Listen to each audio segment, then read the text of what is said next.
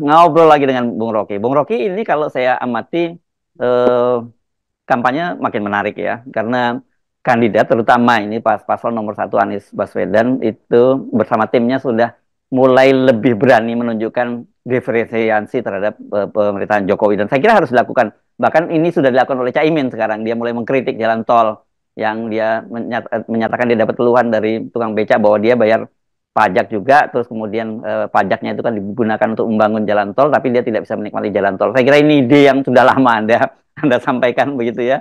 Dan kemudian juga eh, soal misalnya pembangunan yang lebih partisipatif. Ini Fadil Hasan, tim pakarnya Anies, juga menyatakan bahwa semua akan dievaluasi. Semua kebijakan pemerintah yang sedang berjalan, yang akan berjalan, yang sedang berjalan, yang sudah berjalan, yang sedang berjalan, yang akan berjalan, itu semua dievaluasi. Dan dia menggarisbawahi yang paling penting itu adalah pelibatan masyarakat dalam hal itu, dan lebih partisipatif dan lebih transparan. Saya kira ini kritik-kritik yang saya kira kita senang kalau kemudian ini disuarakan oleh para kandidat dan timnya.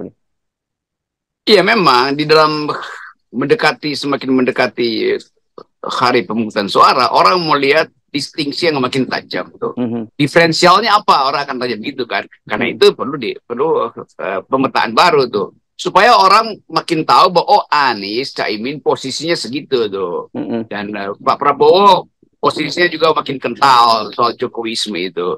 Sementara Ganjar ya orang masih nunggu tuh mau kemana sebetulnya Ganjar tuh. Mhm. Jadi tetap dua kubu ini udah terbentuk sebetulnya. Yang betul-betul ingin perubahan makin lama makin tajam karena itu akan ditagih oleh publik. Jadi kalau Anies masih Ya. siksa, ya tunggulah itu kan Mhm. nanti setelah saya terpilih. Oh, itu anggap bahwa Anda oportunis. Mhm. Kan itu udah undang-undang nggak boleh dirubah. Enggak, justru undang-undang itu yang minta diubah oleh konstituen Anda kan. Itu Mhm. soalnya. Nah, Prabowo jadi lebih konsisten karena dianggap udah itu jalan tol harus diteruskan, IKN diteruskan. Ini nggak ada soal kan. Supaya nanti di kotak suara nanti orang langsung datang dengan ini. Oh, Anies kita pilih karena ingin membatalkan IKN yang membebani APBN.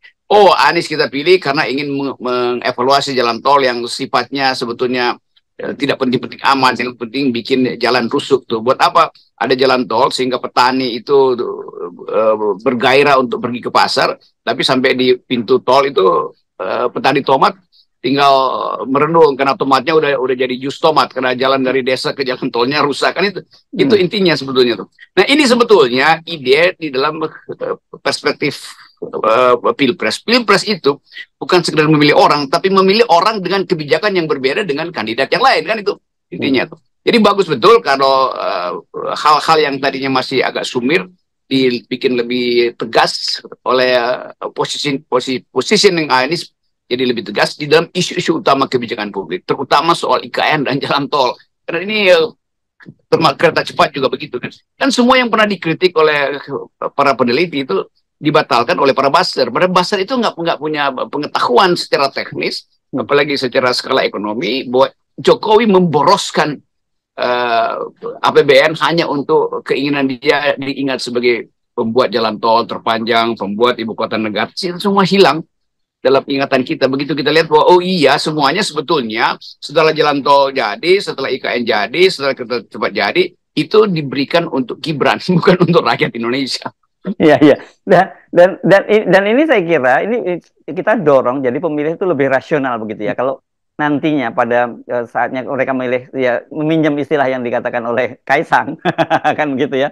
Kalau mau pilih perubahan, pilih nomor satu kata dia. Kalau mau pilih berlanjutan, pilih nomor dua. Nah, persoalannya kemudian nomor tiga apa dong gitu. Karena sekarang justru yang terjadi ribut-ribut adalah nomor tiga lagi ribut dengan nomor dua karena dianggap bahwa mereka kan menyatakan selama ini kampanye Ganjar itu selalu dikuntit oleh Pak Jokowi. Tapi ternyata karena di mana daerah-daerah yang sebelum didatangi oleh Ganjar kan kemudian nggak satu dua hari kemudian datangi oleh Pak Jokowi. Ini yang terjadi juga di IKN. Menurut saya walaupun ini cukup absurd kalau kemudian tim Ganjar juga melihat bahwa oh Kaisang ini Gibran ini sekarang ngikuti juga Pak Ganjar karena sepekan sebelumnya Pak Ganjar datang ke IKN dan kemudian Gibran juga datang ke situ. Saya kira sebenarnya kalau klaim soal IKN ya pasti orang akan lebih melihat itu pada Gibran ketimbang pada Ganjar gitu. Ya karena itu kalau orang tanya emang apa bedanya Gibran sama Ganjar dalam soal IKN sama aja, dalam Mhm. jalan tol sama aja kan. Kan Mhm. dua-duanya ini anak asuh dari Presiden Jokowi yang Mhm. kemudian berpisah arah gitu. Mhm. Karena ada pengasuh baru, Megawati mau asuh sendiri Mhm. Ganjar. Jadi sebetulnya ide bahwa yang dibuntuti ya dibuntuti demi apa? Kan mestinya buntut-membuntuti itu cuma soal salib menyalip. Nah kalau Ganjar bisa lari lebih kencang meninggalkan Kaisang, ya udah Kaisang pasti nggak ada pikiran atau kalimat satir itu kan. Bagaimana supaya Ganjar lagi kencang? Ya lampaui Jokowi. Kalau Ganjar masih berlari di belakang Jokowi, itu Kaisang bilang, ya mending lu gabung dengan Prabowo aja kan dua-duanya berlari di belakang Jokowi. Jadi sebetulnya itu yang kita maksud dengan distingsi tadi itu. Di dalam politik mesti ada distingsi. Siapa lawan, siapa kawan. Enggak semua itu nanti jadi kawan. Iya, tetapi di dalam benak publik ngapain milih 3 orang kalau perspektifnya sama. Nah sekarang yang berbeda itu cuma Anies dan Prabowo. Nah Ganjar terjebak di situ. Dia mau bikin apa sebetulnya? Kan kita udah usulin Ganjar itu bisa lari lebih kencang kalau dia mau membuat deklarasi bahwa Jokowi adalah presiden paling memalukan dari bangsa ini dan dia bertanggung jawab karena Ganjar ikut mengasuh kemenangan Pak Jokowi kan. Jadi itu sebetulnya di sinyal distingtif itu yang mesti diberikan oleh Ganjar. Kalau nggak dia akan jadi mainan Kaisang. Ya, ya, ya. Dan memang Ganjar kemudian ditanya oleh wartawan soal ledekan Kaisang itu, dia nyatakan kalau itu apa dong kelebihannya? Dia menjawab bahwa lebih cepat dan lebih unggul.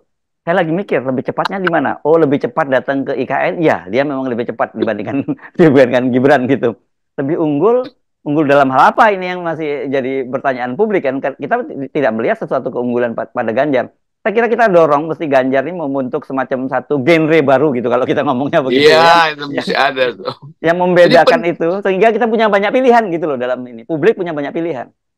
Itu kesulitan PDIP sekarang. Lebih cepat, lebih unggul. Ya kan lebih cepat, lebih unggul. Tapi Jokowi bilang yang mampu mempercepat dan mengungguli dia itu cuma Prabowo, bukan Ganjar. Jadi betul tadi itu ada genre baru ini yang mesti kita dalilkan. Maksudnya Ganjar dalilkan pada publik. Ini yang kami maksud cepat dan unggul, yaitu lebih cepat menurunkan presiden, lebih unggul di dalam mengimpeach presiden. Kan bisa begitu. Ya, oke. Wah, kalau itu sih langsung dapat poin. Itu benar-benar itu lebih cepat dan unggul itu Bung Rocky. Ya kan, Dan potensinya bisa loh ya. PDI potensinya kan punya potensi besar untuk itu kan. Iya itu PDIP begitu dia call impeachment itu semua partai termasuk mungkin beberapa partai yang agak kesel pada Ganjar tapi dipaksa berkoalisi dengan Prabowo itu bisa pindah ke PDIP. Jadi hitungan dari orang yang kenapa mesti cemas padahal udah di ujung nih tinggal 50 hari pemilu tapi Ganjar tetap nggak ada poin. Jadi lama-lama nanti Kaisang bilang kalau begitu gua aja yang jadi Ibu Mega saya aja Kaisang yang gantiin Ganjar kan masih bisa diubah walaupun kena denda misalnya. Tapi hal yang kita mau pastikan bahwa dari awal itu Ganjar itu memang kehilangan pakem dan kehilangan posisi ideologis tuh. Padahal dia bisa bilang menurut Soekarno IKN itu buruk karena itu menyebabkan Wong Cili, para marhaen tidak bisa mengakses istana tuh karena istana itu akan ada di jauh dari Jakarta tuh sementara Wong Cili lebih banyak di Jawa kan bisa nipu-nipu begitu kan. Bahwa kereta cepat itu sama seperti jalan tol hanya bisa dinikmati oleh orang yang beruang. Bung Karno bilang stop kereta cepat. Kan imajinasi Ganjar mesti nyampe di situ supaya paling tidak memelihara konstituen captive marketnya, konstituen tradisional dari PDIP. Sekarang konstituen tradisional PDIP mulai digerus oleh PSI. Kan itu dia mestinya masa PSI bisa ngalahin suara Bung Karno di PDIP. Kan itu ngaco tuh. Ya, ya, ya. Dan ini sebenarnya justru malah yang memulainya Pak Mahfud MD sebagai calon wakil presiden. Kemarin di dalam bedah visi misi calon wakil presiden di kampus Universitas Andalas Padang, Pak Mahfud itu sudah menyatakan bahwa dia menilai proyek food estate itu adalah proyek gagal, gitu ya. Dan ini kan berarti dia sekali lempar batu kena dua burung nih, karena itu berarti kan kalau ngomongin food estate ini adalah visi misi dari Pak Jokowi, dan kalau ngomongin food estate mau nggak mau Pak Prabowo terkena karena ada proyek di Gunung Emas Kalimantan Tengah yang banyak dipersoalkan oleh para aktivis lingkungan. Gitu.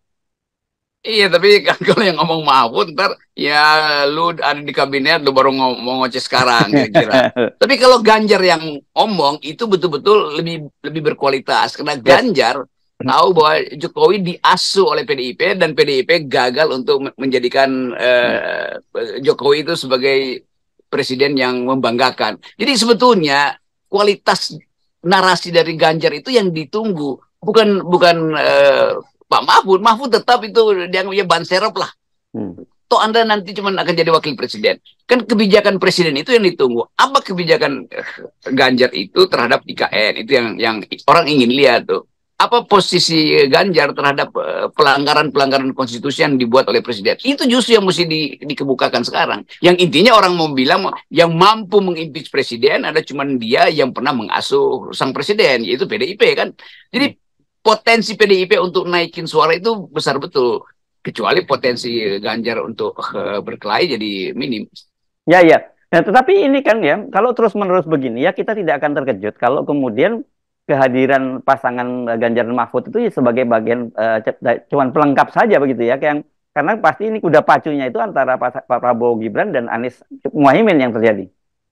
Kelihatannya jebakan itu yang berhasil diciptakan oleh Jokowi dan dikunci di situ tuh. Tetap orang hanya akan lihat duel antara Anies dan Prabowo. Dulu orang menganggap bahwa Ganjar itu ya setara dengan dua orang ini dalam posisi ideologi. Ternyata enggak tuh. Jadi ideologi Ganjar yang setengah-setengah itu yang membuat PDIP makin lama makin kehilangan daya dukung tuh dari pemilih, bahkan dari pemilih tradisionalnya. Itu yang menyebabkan dengan gagah perkasa PSI mengatakan kami akan libas kalian tuh. Ya memang akan dilibas tuh dengan duri-duri mawar yang akan menyebabkan bantengnya itu kesakitan karena tertusuk duri mawar. Iya, ya. Dan sebenarnya itu serius ya, tantangan yang kemarin kita bahas ya, bahwa PSI melalui Raja Juli Antoni sekjennya menyatakan ingin mengubah Jateng sebagai dari kandang banteng menjadi kebun mawar merah. Itu kan tantangan yang tidak main-main, dan orang bisa menafsirkan itu, mana mungkin seorang seperti Raja Juli berani sesumbar seperti itu tanpa ada backup dari Pak Lurah kan. Ya udah pasti itu Pak Lurah udah jadi mesti dianggap bahwa Pak Jokowi, Pak Lurah ini udah nggak peduli dengan PDIP. Nah ngapain PDIP masih takut untuk menurunkan orang yang tadinya mereka besarkan? Kan itu inti dari politik sebetulnya. Kalau masih nunggu remah-remah dari Jokowi yang nggak ada, bahkan sisa-sisa terakhir itu akan diambil oleh relawan-relawan Jokowi yang ada di Ganjar dan bukan dapat ke Ganjar tuh. Jadi perintah Jokowi supaya seluruh sumber daya, seluruh aparat negara itu dialihkan pada Prabowo, dan itu yang diucapkan sebetulnya secara diam-diam oleh Kaisang. Jadi pasti Kaisang itu habis makan malam dengan bapaknya dan dapat sinyal itu. Karena itu Kaisang berani, atau PSI melalui sektiannya itu berani untuk mengatakan bahwa kami akan merahkan Jawa Tengah bukan dengan bendera PDIP tapi dengan lambang mawar kan itu. Nah, apa susahnya Ganjar bilang bahwa bagaimana mungkin Anda mau merahkan Jawa Tengah dengan bendera PSI kalau Anda masih jualan pisang, kira-kira begitu kan. Jadi sebetulnya banyak hal yang bisa dipakai sebagai gimmick. Dan itu pentingnya Ganjar misalnya bantu, atau tim Ganjar membantu untuk membatalkan arogansi dari PSI kan. Misalnya bilang, ya Anda sendiri akan terpleset oleh kulit pisangmu sendiri, itu kira-kira begitu. Ganjarnya mesti bilang begitu. Iya, iya, iya. Ini makin hari saya kira kalau mereka tidak segala mengubah positioning dan membuat positioning baru, ya tidak mungkin itu mereka akan tertinggal semakin jauh dalam situasi semacam ini. Maksud saya pasangan Ganjar dan Mahfud ini. Iya, saya tetap ingin PDIP itu tumbuh sebagai partai modern yang meluruskan ide-ide Bung Karno. Ini satu-satunya partai yang secara historis berbasis pada pendiri bangsa. Jadi jangan dia jadi cemen justru di akhir di ujung kekuasaan Pak Jokowi, apalagi dicemen-cemenin oleh anak kecil. Oke, baik, makasih Bung Rocky, nomor 10 ya. Ya, ini kita kompor sekalian ya. Yes, oke. Kompor untuk kebaikan ya. Mantap.